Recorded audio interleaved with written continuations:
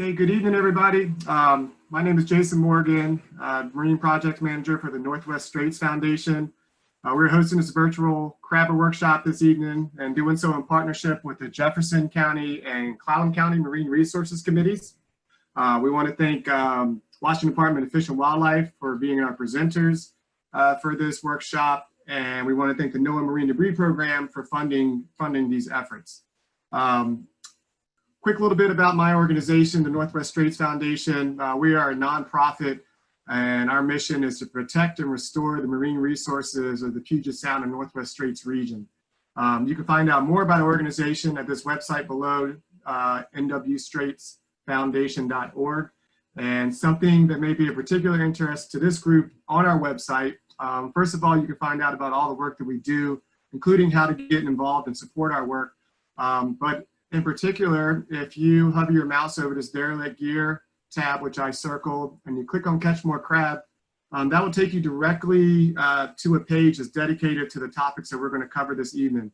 So on that page, you'll find instructional videos, you'll find tips on how to set up and deploy your gear, and you'll find links to important sites and apps for your phone, such as tides and currents, where vessel traffic routes, and links to important websites on fish and wildlife, like seasons and regulations and stuff like that.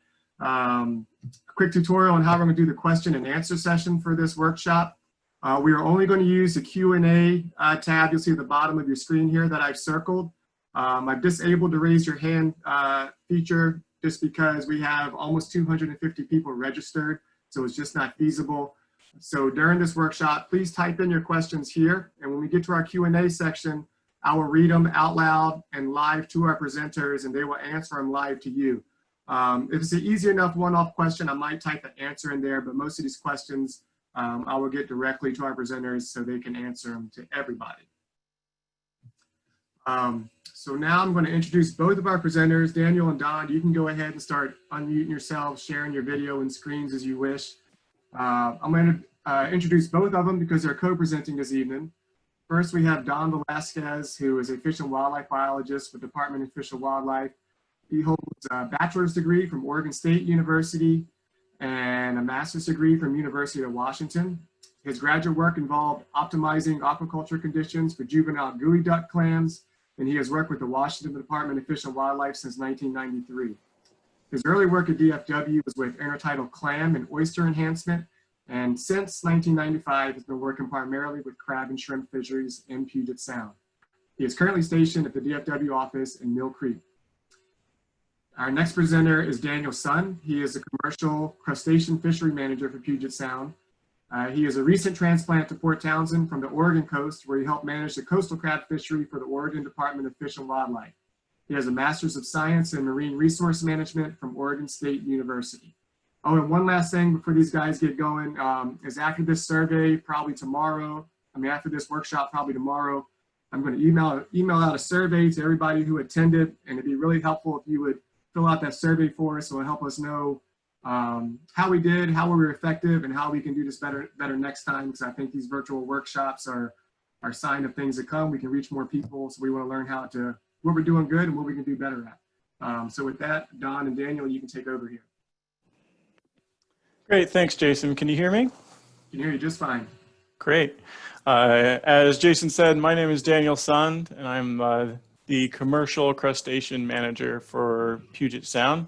I live and work out of Port Townsend, and I'm very new to this position. I recently moved up from Newport, Oregon, and have been working with the Department of Fish and Wildlife here in Washington for 8 months. I'm very much looking forward to sharing information with you and hearing what you guys want to learn from us. So with that, we can move in. Today, Don and I are going to split up these topics kind of 3 ways. One, we're going to go over broadly crab management in Puget Sound. How are Dungeness crab, red rock crab managed? Who are the harvest groups on the water, and what are some of the allocation requirements for those groups, as well as a brief overview of the timing for each of those groups. Don is then going to go into a little bit more detail on the recreational rules, and do a live demo of how to best set up your gear and how to maximize your catch.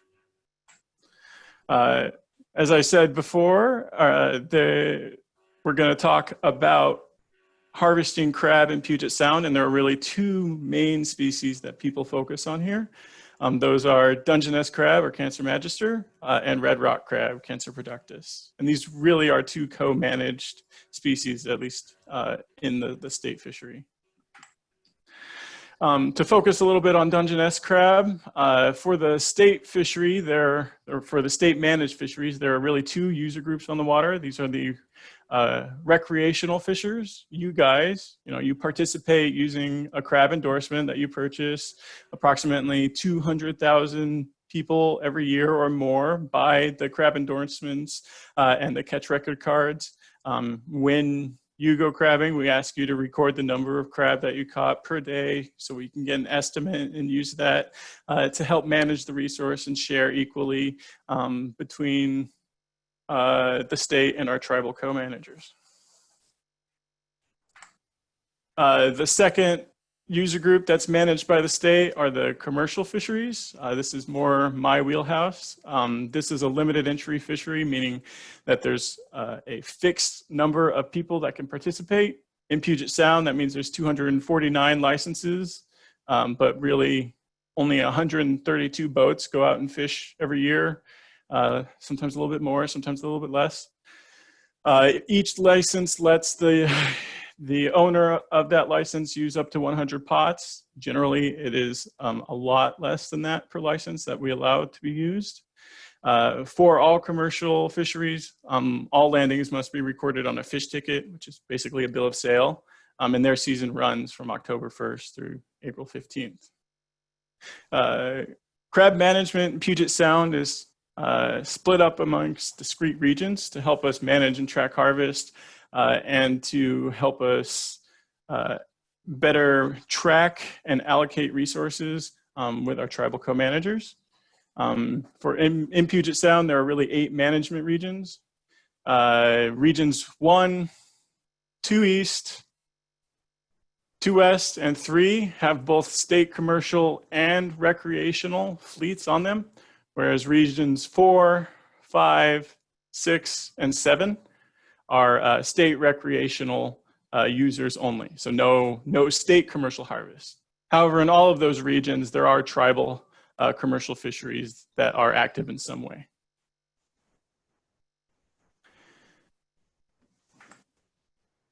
Here's a snapshot of what the state harvest has been for the last 19 years or so. In light blue, you can see the number of pounds landed by the state commercial fleet, and in gray, you can see the approximated landings of our recreational fleet.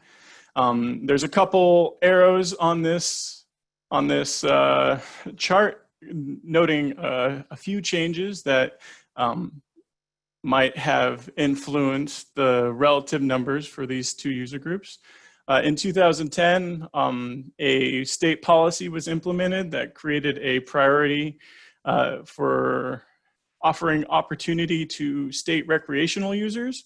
And you can see after 2010, there was a much closer match between the amount of recreational harvest in gray relative to the amount of commercial harvest. However, that's kind of been a little off for the last couple years, and that's primarily due to the closure of all state harvest and tribal commercial harvest in marine areas 11 and 13, where there was a lot of recreational effort, but now there is none. Here's kind of a quick broad strokes overview of when crabbing is happening in Puget Sound by the 3 user groups that are on the water. So I talked before about the recreational and the state commercial, but on here as well as the tribal commercial fisheries. So going from a management plan year, which typically starts around May through April the following year, you can see that the tribal fisheries have the opportunity to be active at any point during that year. That doesn't mean that they are active. It means that they can issue a regulation and execute a fishery at any point during that year, as long as it agrees with our management plans. There are some of those constraints that would limit when fisheries can be executed are if crab are going through the molt and are soft. The co-managers have agreed that those fisheries should wait until after the crab harden up, and there's less potential to impact that population negatively. For our recreational users, there's really two discrete seasons. The summer recreational season, which you guys are all gearing up to go fishing for, starts in July and runs through just around Labor Day.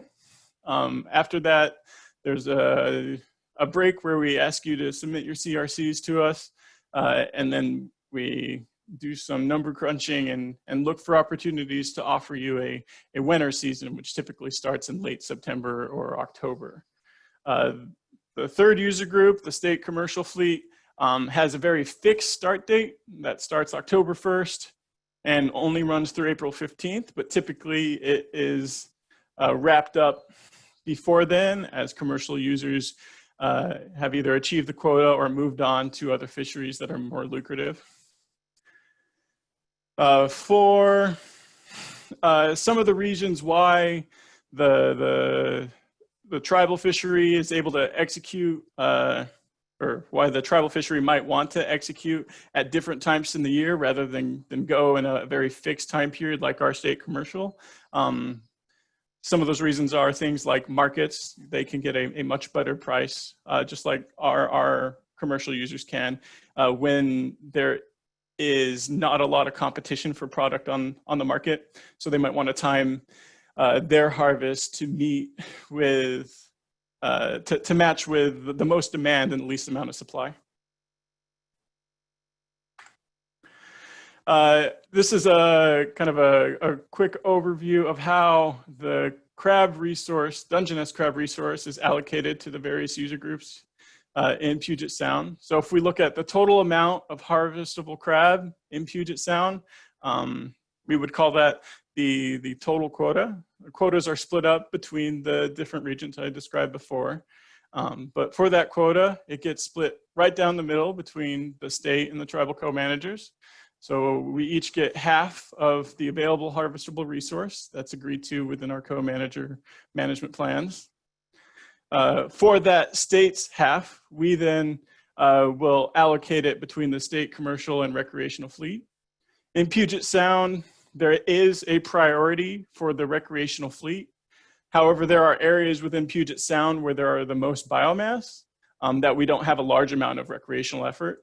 So in that previous graph where I showed the total amount of estimated harvest for recreational and commercial fleet users, the commercial fishermen harvested more of the resource, but that's because a large volume of their harvest is centered in areas that are harder to get to, like up in the San Juan Islands or out in the Strait.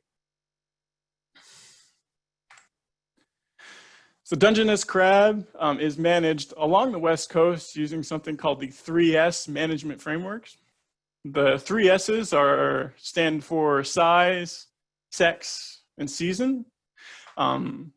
For size, the minimum legal size for all crab harvested in Puget Sound is 6 1/4 inches. This provides approximately 2 to 3 years for males to reproduce before entering the fishery, and allows us to give them a chance to be able to add to that population so we have a sustainable resource. For Dungeness crab, we only allow the harvest of male crab. All females are given the opportunity to reproduce without the pressure of being taken by harvest. However, they still are impacted when they come up in traps or are handled. There's always some level of impact on these organisms. And for the season, all of our seasons are set up to minimize interaction with soft-shell crab. Soft-shell crab can be very, very fragile. And we want to not have a lot of effort, a lot of very very violent moving around of crab or pulling them up from the deep at great speeds to limit the amount of mortality that might happen with those fisheries, because we want that resource to really go to a good use, go to its best use, which is being enjoyed by our users and by the public at the market. This really lets us maximize the quality and the value of the resource. And it is the reason why there's some variability between seasons set within Puget Sound. For size, for Dungeness crab, you measure between the tips of the two carapaces. And it really is best to use a gauge. Using something like a dollar bill or a tape measure doesn't work. You know, dollar bills are too small. So if you're using them as a reference, you may be harvesting undersized crab. Using something like a tip measure, going from tip to tip, may give you a good measurement on occasion, but it also has the potential to wrap around the shell, which will make your crab seem bigger than it is. So using something that's fixed at the size, the legal size, is really the best way to go.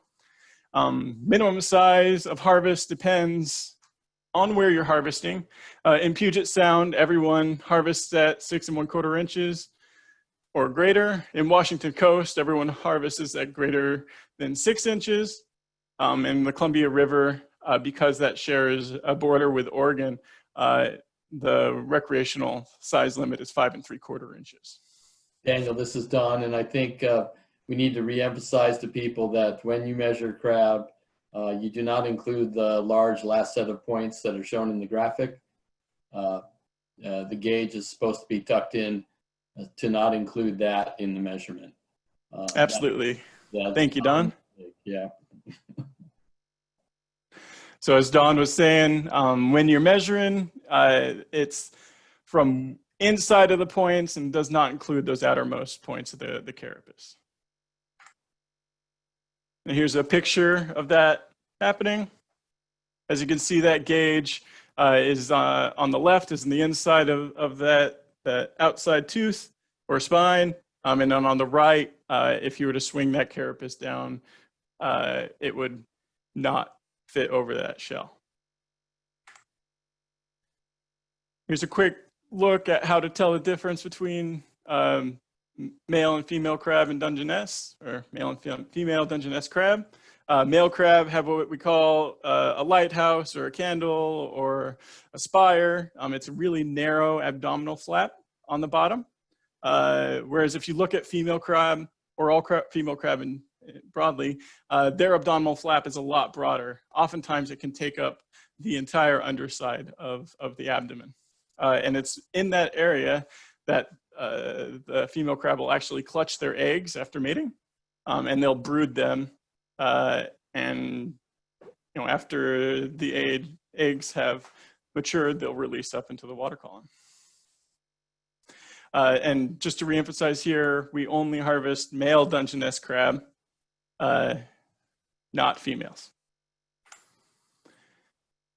As I said before, the seasons in Puget Sound are planned to avoid the molting period for legal size crab. The crab molt differs in timing for males and females, and it's variable by location throughout the sound. The way that crab grow, unlike you or I, is that they shed the entire hard part of their exoskeleton, step out of it, leaving everything behind, including their gills, into a parchment-like new shell that is not yet hard. With that soft, leathery shell that they have that hasn't hardened yet, they then pump in a bunch of water inside of it and blow it up a little bit like a balloon. And once it's at its maximum size that they're going to grow into, the shell will harden around that water. And as they grow new tissue and grow to fit their new shell, that water will be pumped up and they'll become what we would call filled out. So if you harvest soft-shelled crab, they actually have a lower amount of meat for their size, and the meat quality is generally relatively poor. And depending on when you're handling soft-shelled crab, they can be very, very susceptible to injury and damage.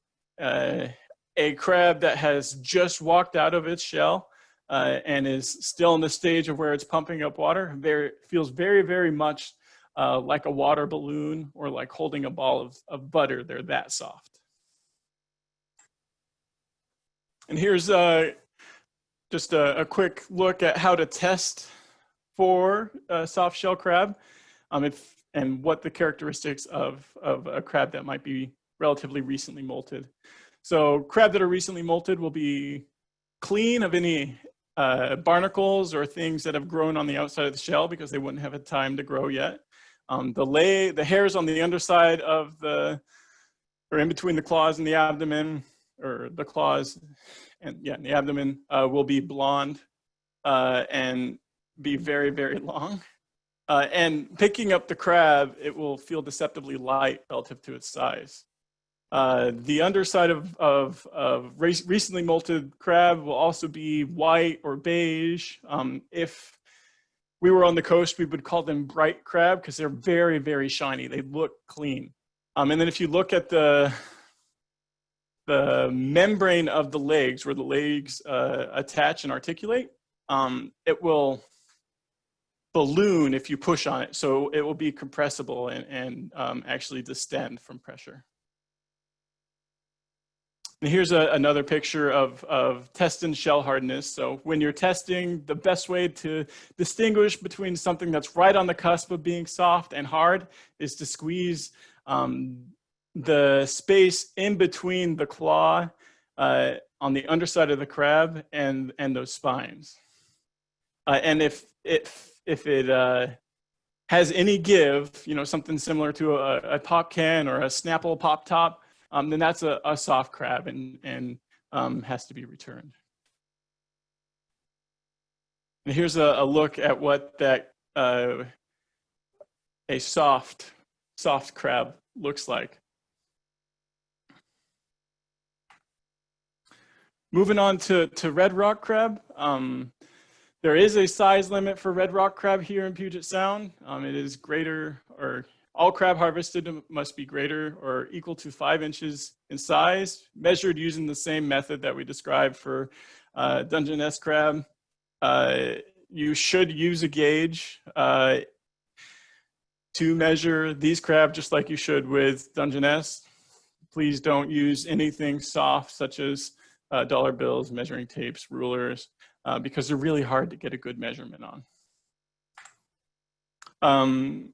One difference between the harvest of red rock crab and Dungeness crab is that you can keep either sex of red rock crab as long as they meet that 5-inch minimum size limit.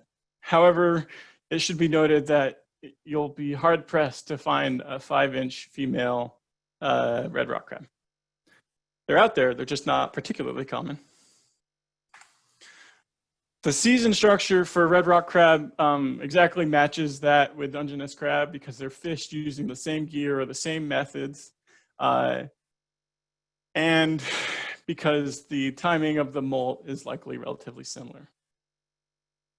There's a relatively less information about red rock crab than there is for Dungeness crab. Daniel, I'm just giving a time check. We're at 6:26 and we still got a lot to cover.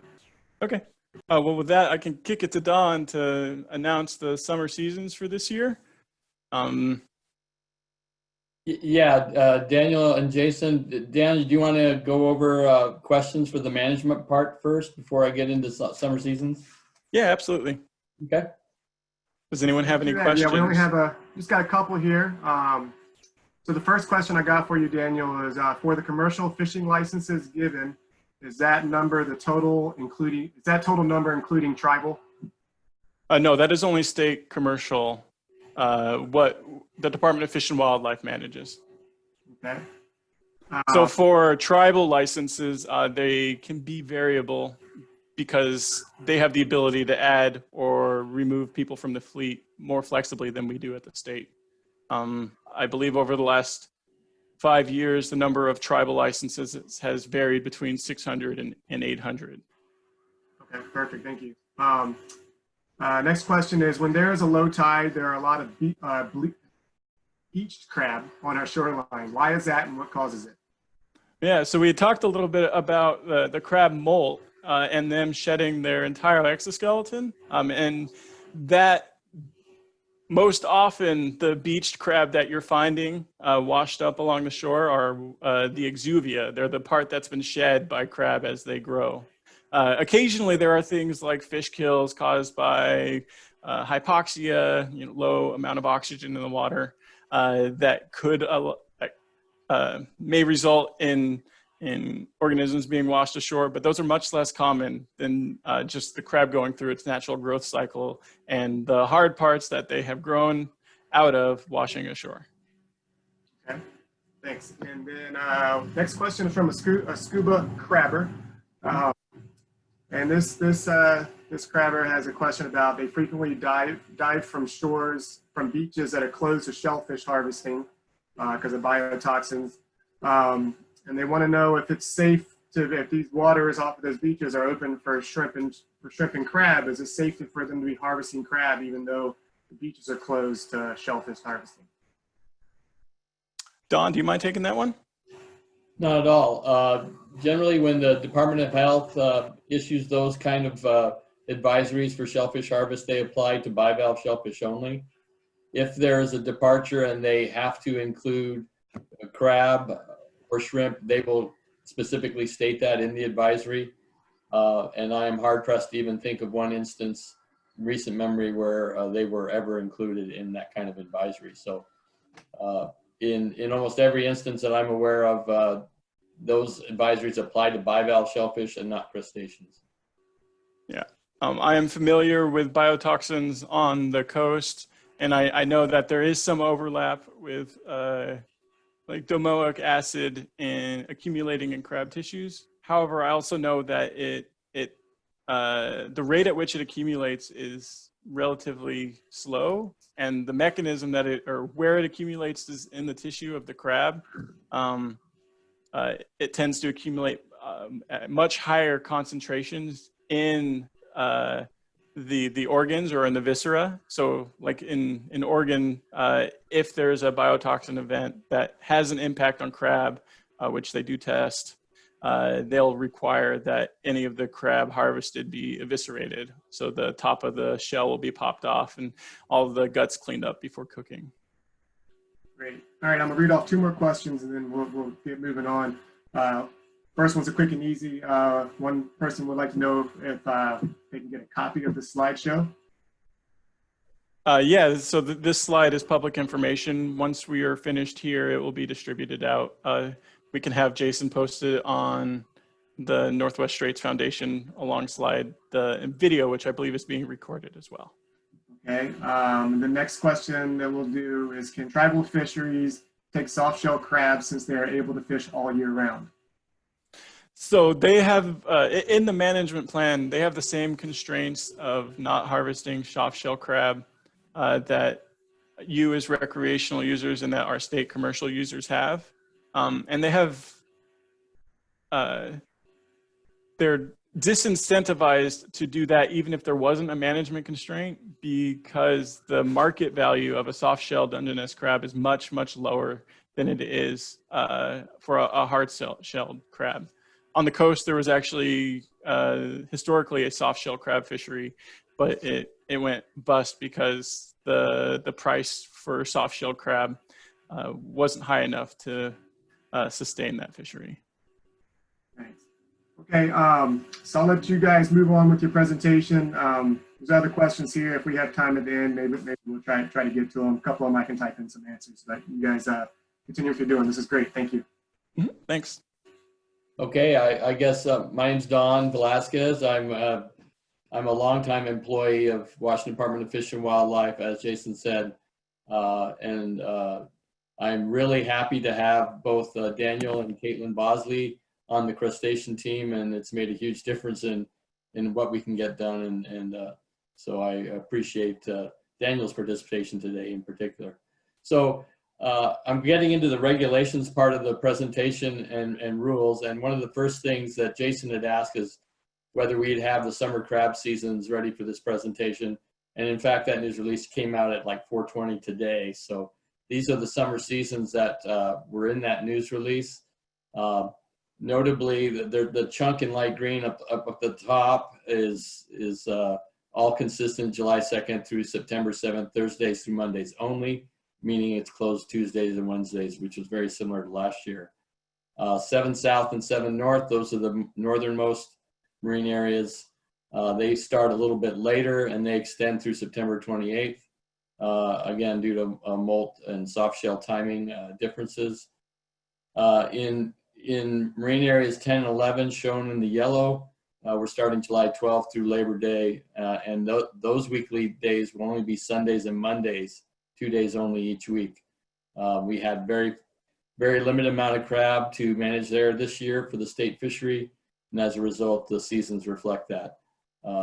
Hood Canal, south of a line for projected true east from Mayock Point, so basically South Hood Canal, is closed to protect Dungeness crab and promote recovery of the population, and the same with Marine Area 13, Extreme South Sound, south of Tacoma Narrows. Daniel, if you could advance that. These are the recreational marine areas in Puget Sound. These are the ones you have to record on your catch record card, and the coastal marine areas are also shown. The crab regions that Daniel mentioned earlier they don't have the same designation as the marine areas, but you can see most of the marine areas boundaries line up pretty closely with the crab regions that we use. Next.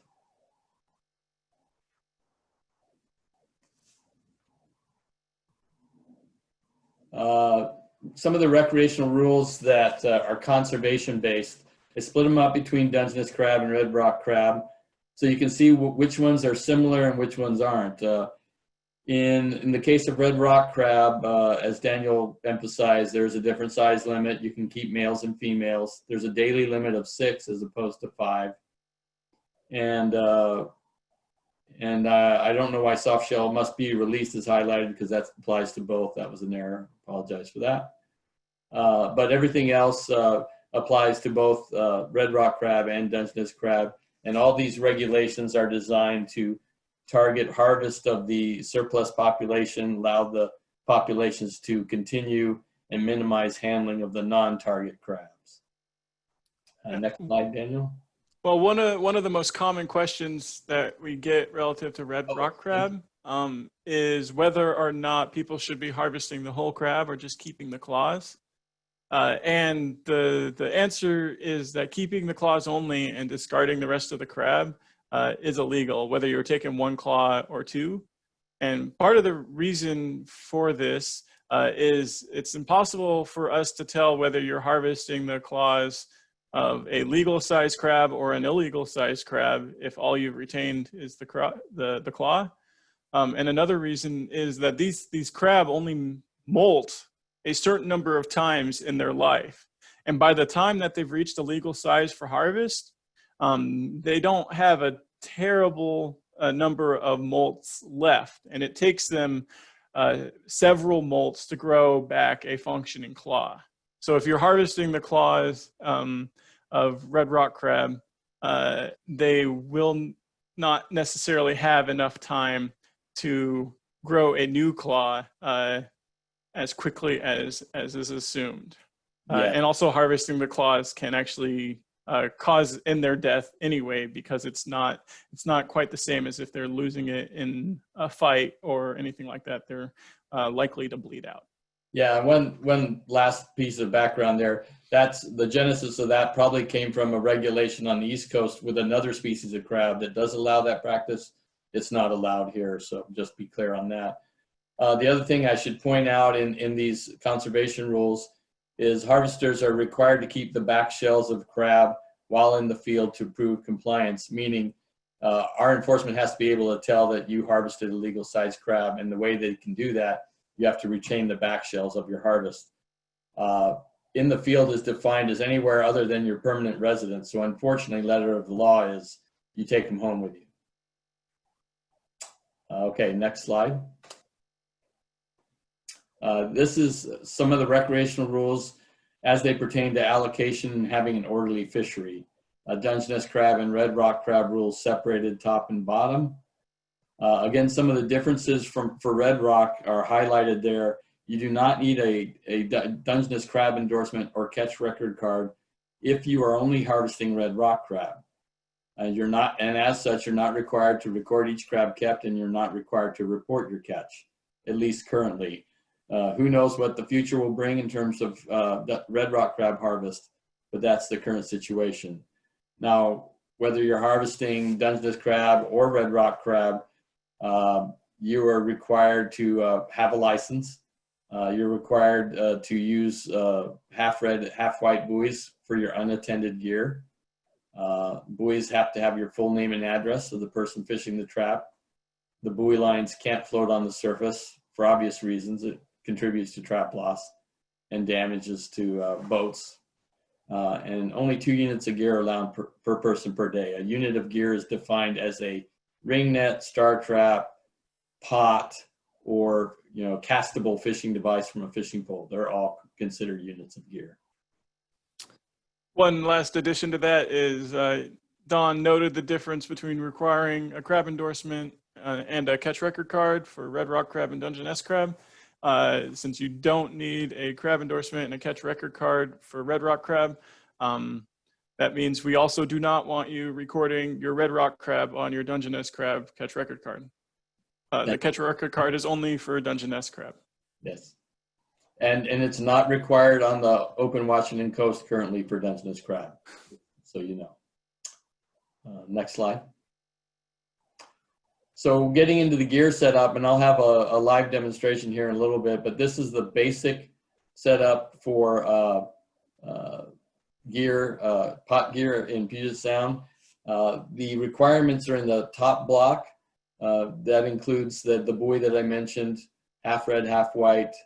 Your line has to either sink or it has to be weighted so it doesn't float on the surface. You need to have 2 escape rings, 4 1/4 inch inside diameter in the upper half of the pot. And those are to allow most of the sublegal crab and female crab to escape. And so essentially that crab pot becomes a feeding station for them and a harvest device for the legal size males. Biodegradable device is a requirement for all pots. It has to be 100% natural fiber cord that will degrade and leave an opening so that the captured crabs can escape if your trap is lost. Minimum mesh size on crab pots is 1.5 inches on the trap. That doesn't apply to things like ring nets that lie flat on the bottom. Also recommended gear for the traps, and these are not required, but advised strongly to add some weight to your traps.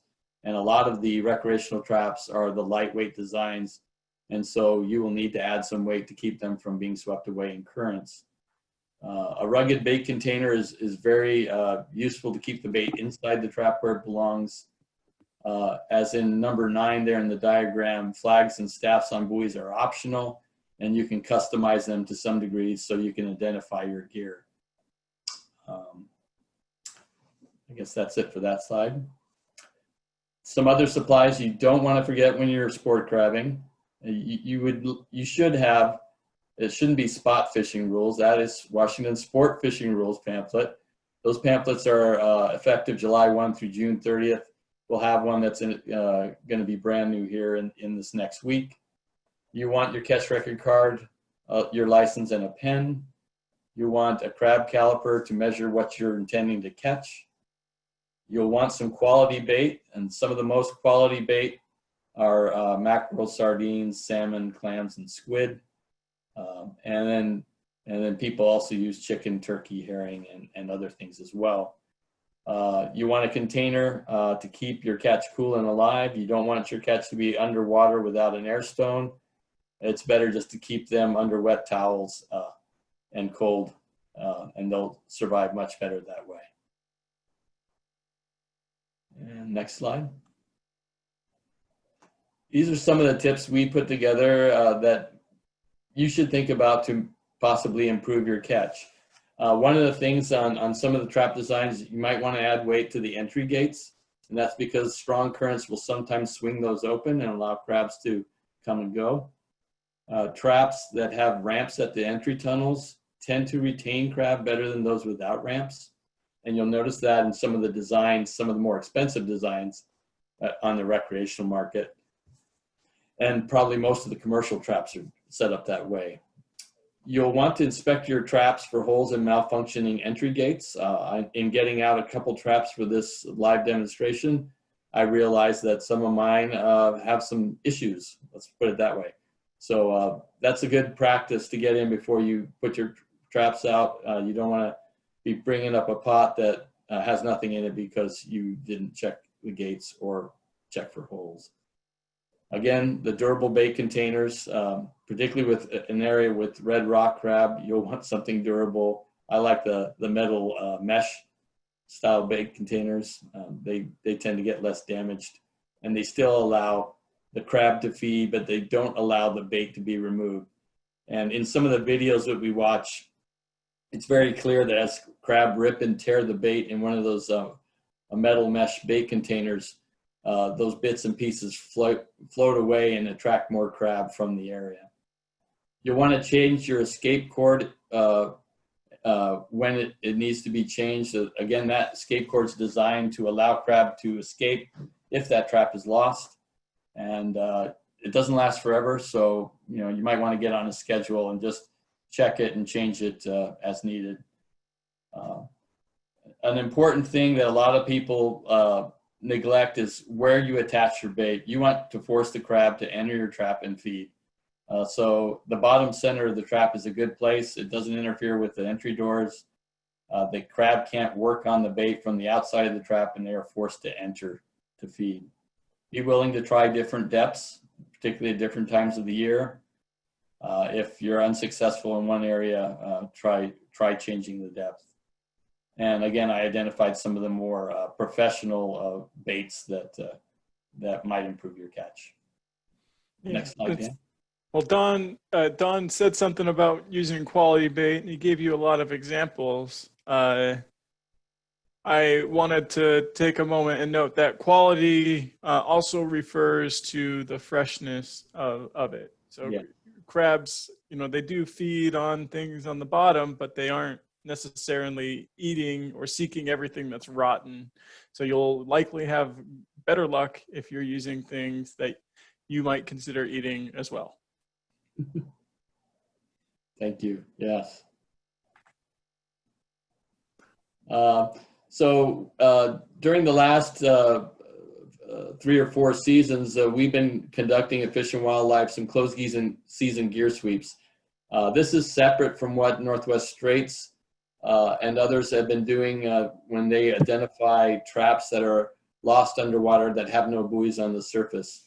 These gear sweeps are designed to go out on closed days, which Tuesdays and Wednesdays in the summer, and identify gear that's either a fishing closed day or lost. And the pictures in the upper right and the lower left and right show some of the pots that were collected on those closed season gear sweeps. The picture in the upper left is actually a cooperative effort between Fish and Wildlife and tribal enforcement to sweep out poaching Canadian pots that come across the Canadian border. I just included it because it was sensational. I thought it would be fun to put in there. All right, next slide.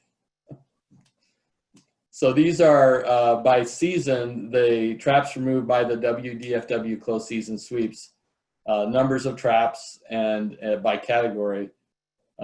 In green are the recreational traps where we could identify the owner based on the information on the buoy. In red are the recreational traps that we couldn't identify the owner based on what was on the buoy. And then there's much lesser volumes of treaty commercial and state commercial traps in those years. Again, this is summarizing those same numbers by gear type.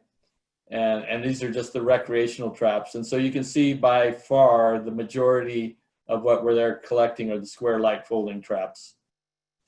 Commercial style round traps are a very small part. And then there's a variety of other inventive styles. What surprised us was how much of this gear had the buoys attached incorrectly, 75% in 2019. By incorrectly, I'm referring to buoys that are upside down, tied on sideways, have like 3 or 4 massive buoys on a light trap. All these things would be considered incorrect in our estimation of how to attach buoys to a trap and minimize trap loss. And I'll go into that more in the live demonstration. Another problem is not weighting the lighter designs of traps, and 61% were not weighted in 2019. This is a big issue. Again, we've had to put some directed language in the regulation pamphlet to advise people that they should consider adding weight to these lighter designs of traps because they're so common. Next slide. Floating line, it is a problem, but a much lesser problem than we thought. Only about 15% in this sampling of the traps use floating line. And by floating line, it's generally that yellow polypropylene line as opposed to the gray leaded line, and I will show you examples of that. So how can we maximize escapement from these lost traps? Use the required escape cord. It was mentioned in the required features of the Dungeness crab pots, and it's required in all state and tribal fisheries. If it's available, use hemp, sisal, or jute. Those are other natural fibers that will fail earlier than the cotton fiber that most people use. Use smaller cord. Thread size 120 is the regulation currently, but 60 is better. It's smaller. And in fact, I think that's the Alaskan requirement. The most effective way to incorporate escape cord is to secure an entire side of your trap with 3 loops. When that fails, the whole side of the trap opens up. Another very effective method is tying an escape ring in with escape cord, and that way the escape ring will fall loose and open that area up. One of the least effective designs, and this was a finding from the Northwest Straits study on crab escapement, was that escape cord on a top door that has a lip at the edge of the trap did not allow for escapement of Dungeness crab. And I have some pictures of that in the next couple slides. So this is the escape ring. This is an effective way of incorporating escape cord in the side of the trap. The ring will fall out and crab will escape if it is lost. This is an example of an escape ring on the left that was tied in with escape cord, and as it fell away, crab can get out in that top corner, and that was quite effective on that style of trap. And on the right, you can see the side of the trap was held up with escape cord, and in this design, the crab were able to get out quite readily as well. This design is the problematic design. I think Jason could even comment more specifically on this, but this has a lip on the front edge of the top door. And so one way to improve the escapement of this design is when the rock cord releases, to have that bungee pop that top door up and allow more crab to escape. Or another option would be to take that escape ring on the side of the pot, cut it out and tie it in with escape cord there, and then it's more likely that the crab would effectively escape. Any questions on how to set up your gear and how to maximize escapement from lost gear and how to prevent losing your gear in the first place? We can throw in alternative harvest methods as well outside of traps if anyone has any questions. Yes, yes. Okay, yeah, we definitely got some scuba diving questions and a few scattered in here. So let's see. First question for you is, how close can you come to shore without infringing on private property owners' tidelands rights? That's a tough question in the state of Washington. It's because private tideland owners have different levels of tideland ownership, the different tide heights, and it's a mind-numbing variety of tide heights that we're talking. So my advice would be to avoid that situation if at all possible, if you don't know what the true ownership of an upland landowner is. Crab pots by regulation have to be covered by water at all tide heights. And so if you see one high and dry, it's basically illegal and needs to be remedied. Yeah, I can say from our shoreline restoration efforts that even projects that we thought we were going to be able to move forward with, we found out we couldn't because it's so difficult in certain areas to find out tideland who owns certain tidelands. So people think you think own it, do not own it.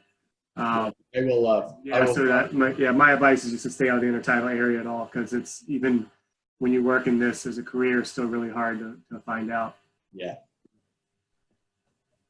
For scuba divers, is a unit of gear a person?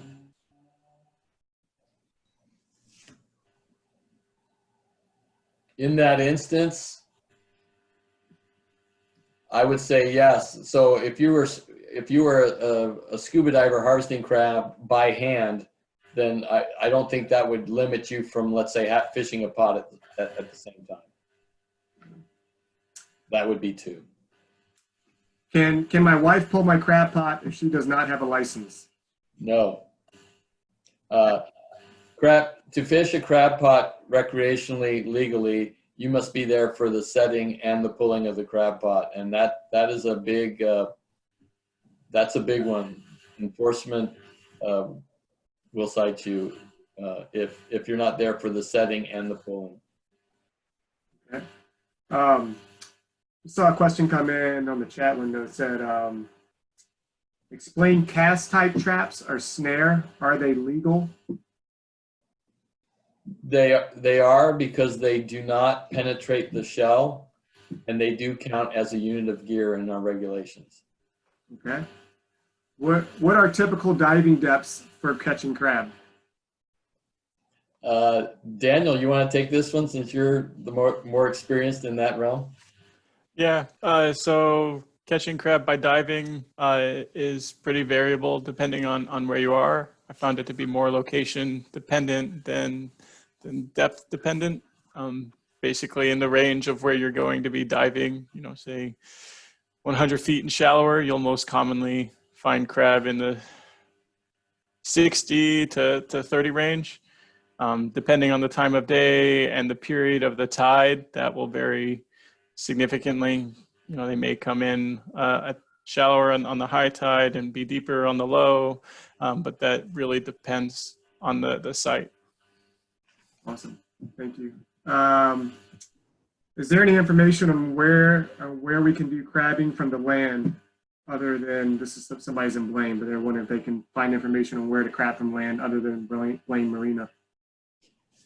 Yeah, there's not a lot of great options crabbing from shore, and quite honestly, there's such a user base that wants to use that option that it, once you're into the season, in a lot of these areas, the crabbing success drops remarkably. There is a list of public fishing piers, and I think it's accessible from the Fish and Wildlife website. At least it used to be. They're very limited, and they get a lot of pressure. My advice, I personally have thrown a crab pot in from shore at Ala Spit on Whidbey Island and watched the tide come up and caught a few legal sized crab that way. There are a couple different places where you could do that. But your options are very limited. If you want to be successful, I do say make friends with someone who has a boat. Alternatively to using crab gear from shore, another option that people exercise is wading and dip netting for crab. That is something that is accessible by shore, and if everything works out, you don't have to get wet. And that can be done from any publicly accessible tideland. Yeah, I will volunteer that I myself have harvested at Picnic Point south of Mukilteo using the wade method. And it pays to get out early in the season, and it also pays to watch the weather forecast because lighting and winds will affect your ability to detect crab when you're wading in the shallows. So something to consider. That sentiment is also true for diving or snorkeling, although I would say it's the inverse. I'm more successful around twilight or after dark with hand harvest of crab from snorkeling or diving. Okay, let's do one more, then let's move on to your demonstration, Don. There's a few more questions maybe we'll get to later, a couple I can type in answers. If adding weight to a non-floating rope, what is the recommended weight?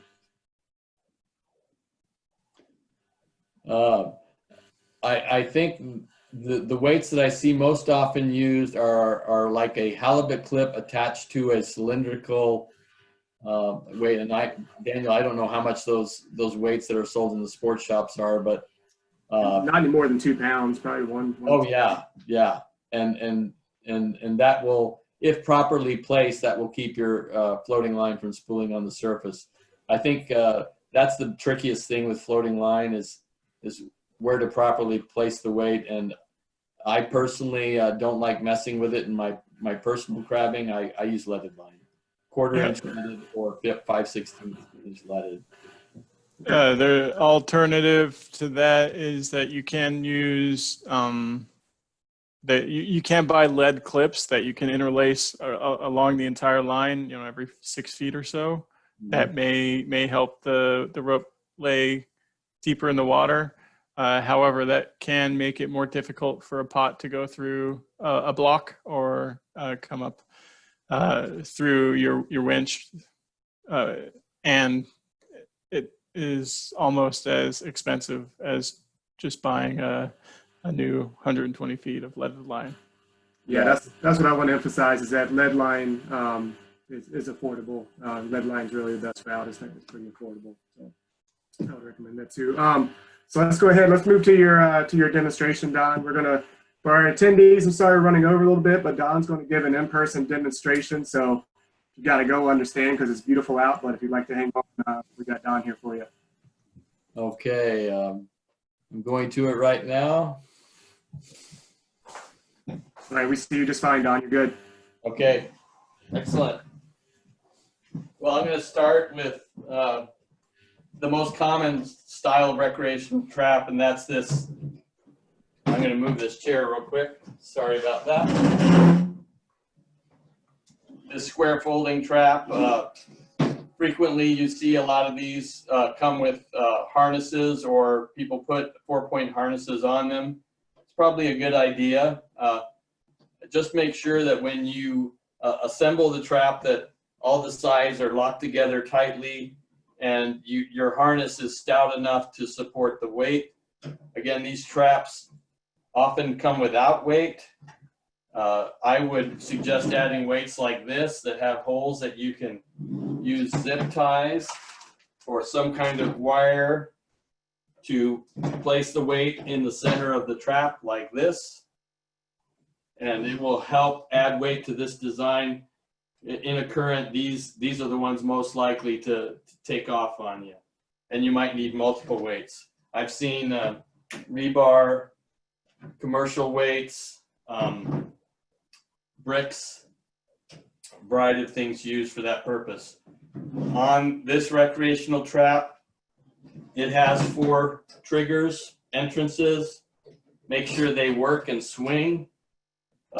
Often, if the trap's been sitting or you haven't looked at it in a while, one of those will not work correctly, and you could be just fishing a trap that doesn't catch anything. In this design, 2 escape rings in the upper half of the pot. This escape ring is tied in with biodegradable cord. You have a bunch of different options for bait containers. This is one. This is the one that I like. It's a metal mesh, durable. You can tie it into the bottom center of your pot. Crabs can work on it, chip away at the bait. It will float away, attract more crab. Commercially, folks use these bait containers. I think they're called Scotty bait jars in one design. You can clip them in, and they're perforated, and they allow the scent. They're less likely to allow the crab to work the bait, but they're used by the commercial fleet. And then there's other designs like this one, which are almost like just a cup with mesh on the side, and they clip in with a simple clip in your trap. If the mesh is plastic and not metal, again, if you're fishing red rock crab areas, they'll beat it up pretty quickly. When we were talking about buoy lines, this line is polypropylene. It's a yellow line. This will float, and so it will not sink on its own. You will have to weight that line. The line that I prefer, and many other people do, is a leaded sinking line. This is a very narrow diameter. I think this is 1/4 inch. This may be too light for heavier pot styles, but the advantage of using a lighter or smaller diameter line, if you can get away with it, is it's less drag on your pot. A larger line in a depth of water will have more drag, and it will increase the chance that your pot will be moved by the currents off station. There's a couple ways to set up your buoy. This is a flag and staff setup. The important thing to remember is the buoy, the round part has to be facing down toward the trap to minimize drag. What we were finding in the gear recoveries is the buoys at the flat side down toward the trap, and in a heavy current, it would pull the trap off station and make it more likely to be lost. So again, red and white buoys, full name and address. I put a phone number just because I want to get my trap back if it is lost. And always have the round part of the buoy down. If you're putting a staff on a buoy like this, I like to put 2 little set screws to keep the buoy from sliding. And I run the line all the way through the center of the pipe to a top knot at the top. Again, you don't want anything coming loose and losing your trap. You know, if you tie it on and secure it to the plastic here at the bottom, the plastic could shatter and then you lost everything. So be very, very mindful of that. The flag can be any color. You can have stickers on it. You can do whatever it is. You can have colored tape on your staff. All these things will make it easier to pick out your gear if it's in a sea of red and white buoys quickly. I'm going to show you a different style of trap here with some of the same features going over the same things. So this was the most common. This next style is more of a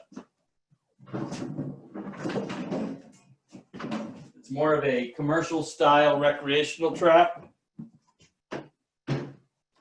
And some of the features that we talked about, it has escape rings here on the side and here.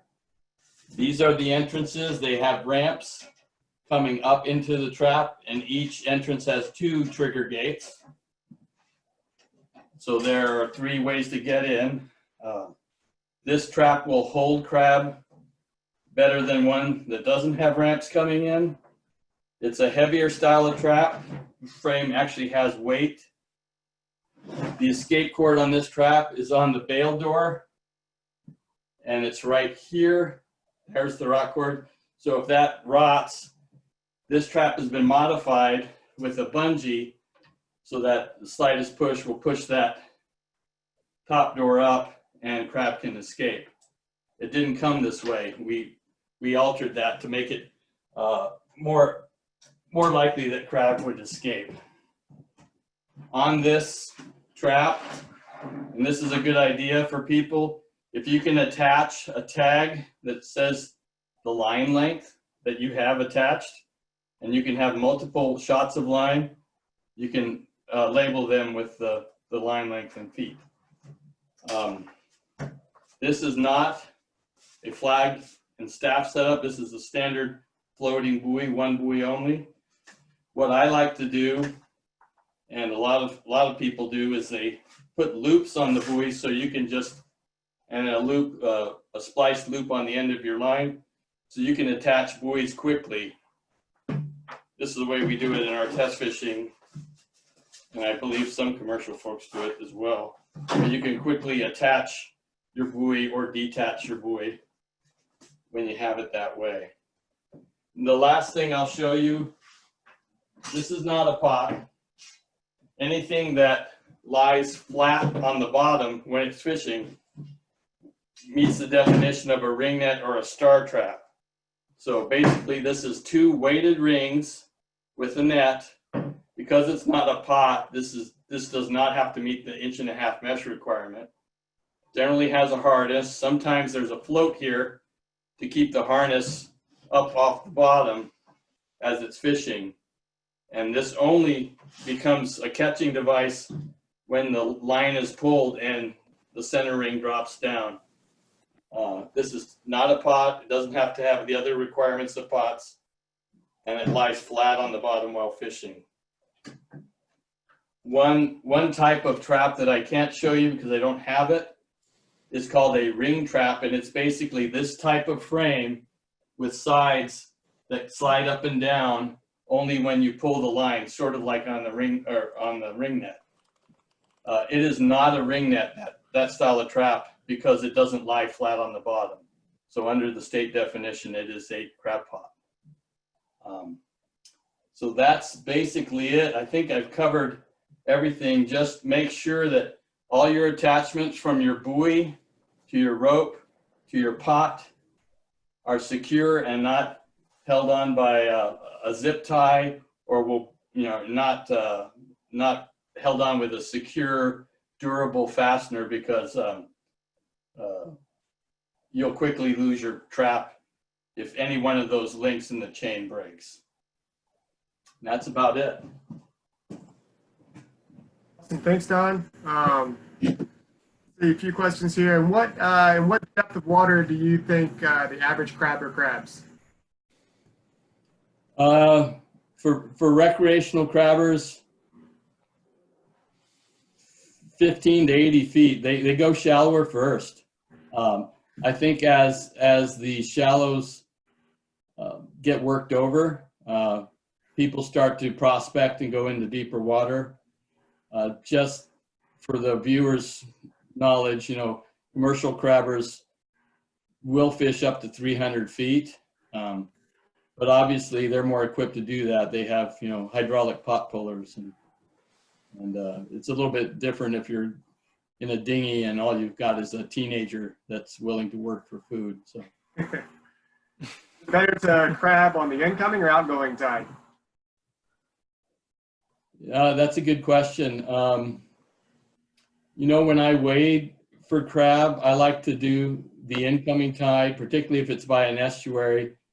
And the reason for that is an experience I had in Oregon, whereas it was early in the morning, incoming tide in the morning, the sand flats and the shallow water weren't too hot, and I found lots of Dungeness crab flooded that area, and wading for crab was extremely successful. Later in the day, when that's a lot warmer and hotter water, I don't think you'd be nearly as successful in that same environment. So I would say on an incoming tide, and if I were wading, I'd do it in the morning. In Padilla Bay, I know the commercial crabbers do like to set their pots in the channels that go up into the flats. And I think they do that. They set their gear on the incoming. But they actually, at the end of the incoming tide, because they have to get their boats all the way up there into the flats and on the channel to drop the pots.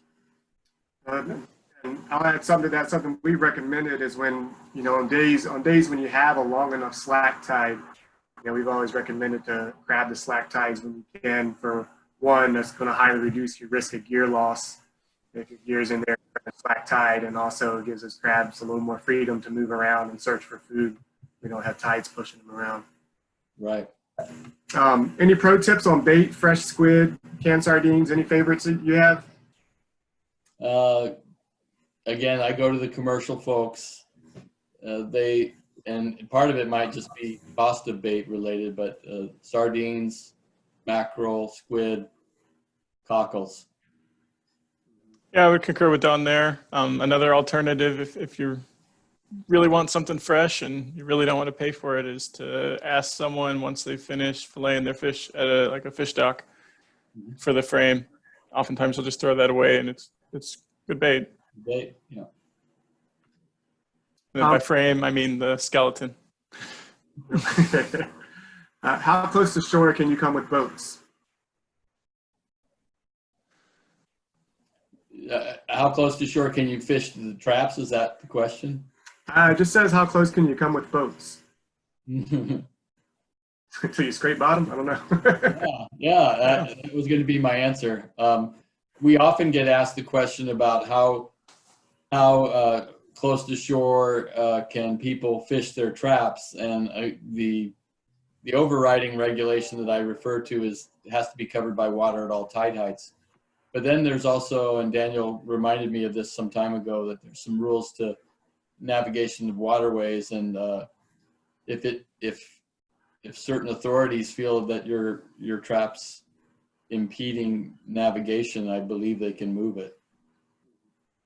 That goes for shallow water and deep water. So setting your crab pots in a ferry lane or by a ferry terminal is a wonderful way to cost lots of money and an excellent way to lose your pot. Yeah, and make a lot of enemies. For Area 10, why Sunday, Monday, and not Saturday, Sunday? Honestly, we mapped out the daily catch by day of the week, and we factored in the perceived catch rate for this year based on test fishing in the early tribal fishery. With all those things in mind, we could not take 2 weekend days in Marine Area 10. Yeah, to add to that, over the last few years, we've seen a big increase in Marine Area 10 in the number of people that want to fish there. So looking at the number of people that we've seen over the last couple of years and expecting to still see the same amount or more because of the continued closure of Marine Area 13 played a big part in limiting that opportunity there. Yeah.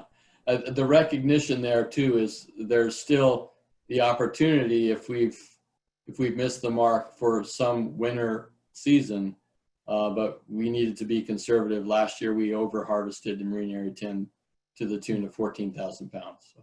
Yeah, and much of what we do when we're working through scenarios to provide opportunity is informed by our recreational crustacean advisory group. So we spoke with them, and one of the overriding priorities they gave us was to seek opportunity for as long in the season as possible. So that means 2 days a week for a potential of 10 weeks versus 5 days for 1 week or something to that effect. Yeah. 2 more questions we have here. For shoreline crabbing, do we still require a buoy? Mm-hmm. That's a good question, and Daniel had asked me that as well. If you are going to leave your gear unattended, you're required to have a buoy with your full name and address under state law. So if you are crabbing from a pier, let's say, and you go to get a cup of coffee and you leave your gear and it's just tied to the rail of a pier, enforcement could seize that gear because it's not identifiable and you haven't properly marked your unattended gear. It seems silly to have a buoy on it in that instance, but that's what the requirement is. Okay, that makes sense. And the last question is one from earlier we were able to circle back to. Will there be a time where you can harvest other crabs such as graceful Pacific crabs? That's a good question. I know not all that long ago, Cancer gracilis, graceful crabs, were allowed to be taken under the unclassified marine species rule at the time, up to 10. Since that time, it was changed where you're not allowed to take unclassified marine species. And I don't know if there's been any movement to go back to allow some of these other lesser species to be harvested again. I'm not aware of that. Well, that's the last of our, wait, one more is coming up. Will the invasive green crab get caught? And if so, what do we do? If so, what do we do?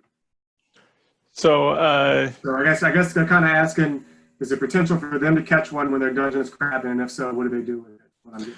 yeah. So the preferred, or where you're most likely to interact with European green crab when you're fishing for Dungeness is when you may be participating in the fishery from shore by wading or diving, and when you're near kind of an upper marsh or close to an estuary. Outside of that, they don't go very deep. They occur much shallower.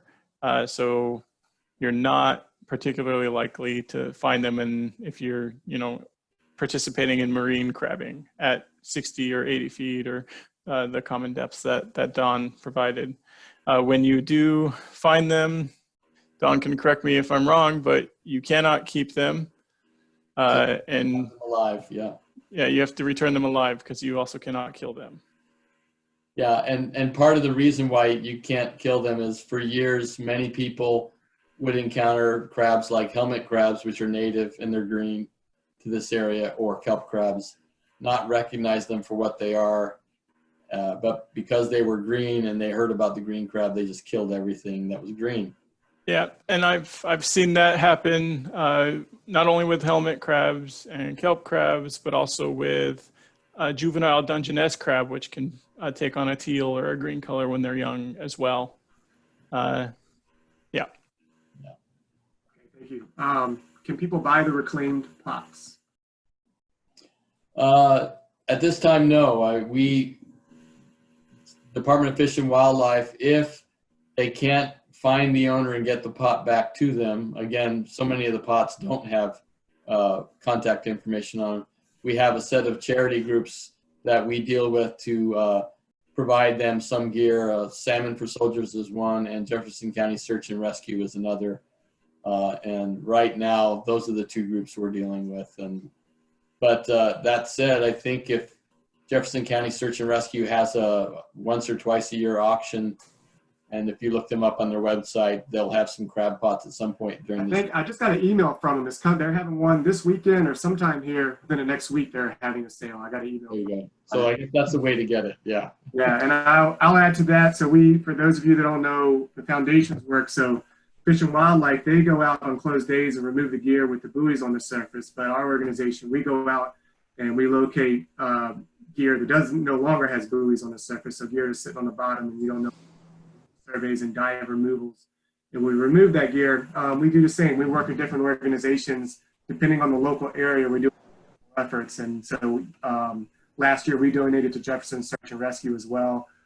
We donated Puget Sound angler groups, and we're getting ready to do some removals in Port Townsend and Dungeness Bay now, and we'll be looking hopefully to Jefferson Search and Rescue and potentially Port Angeles Puget Sound anglers group out there, and so we kind of do the same. We don't sell them ourselves, but we give them to other groups that can. Yeah, and that decision to not sell, to not have the department be able to auction off your pots was pretty purposeful, I'm sure, in that we don't want to create a conflict of interest that we're seizing your gear and profiting from it. Same here. Oh, I know. We just got a message that the Jefferson Search and Rescue crab pot sale is on Sunday. Oh. Here's a question. Is there a number to report lost gear? If you yourself lose your gear, shellfish, shrimp, or crab, there's a reporting portal on our website where you can report your loss with a map and details. If you are out on the water and observe, let's say a crab or shrimp pot that is clearly derelict, first of all, I would caution, do not touch it or attempt to put it in your boat. You're not allowed to pull gear that has someone else's name on it. And you don't want to put yourself in that situation, but get the location, as much detail as possible, and forward it to our enforcement program. Thank you.